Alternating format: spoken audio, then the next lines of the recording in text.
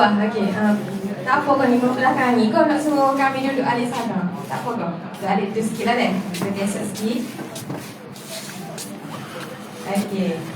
Jadi hari ni kita nak ulang balik lah lagu yang Ustazah ajar kemarin. Ingat kau tak? Ingat. Lagu pasal ke apa kita nyanyi? Jari. Kita ada berapa jari?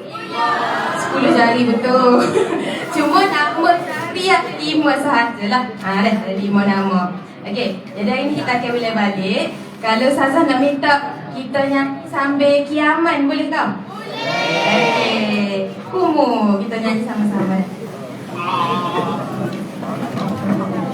Okey, akak tinggi sikit lah tangan tu nak tengok. Ingat kotak nama jari lah. Mungkin sebut ibu jari dia akak jadi keliting.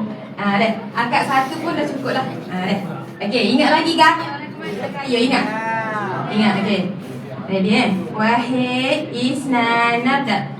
Li yadani yumna isra fi kulli yadi khasabiha hiya ibhamu wasababatu wal wusta wal binsaru wal binsaru wal binsaru wal binsaru. Beres. Okey, boleh tak Ustazah nak minta akhwat duduk dulu. Ijlisna dulu.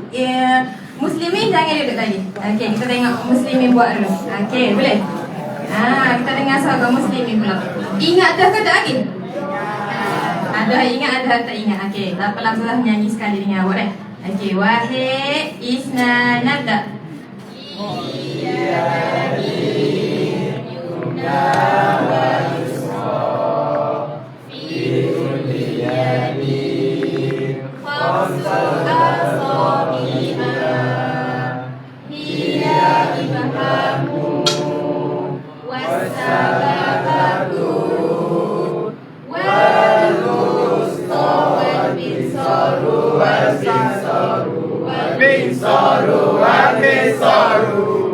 Okey, bagus. Tasbih.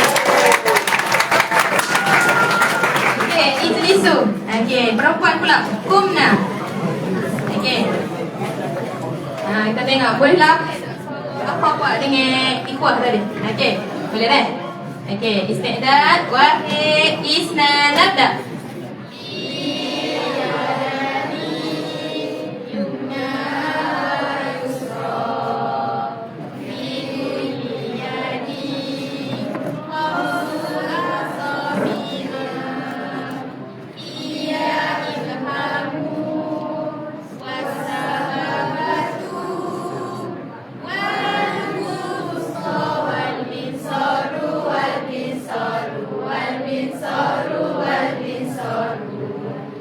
Tasbih juga.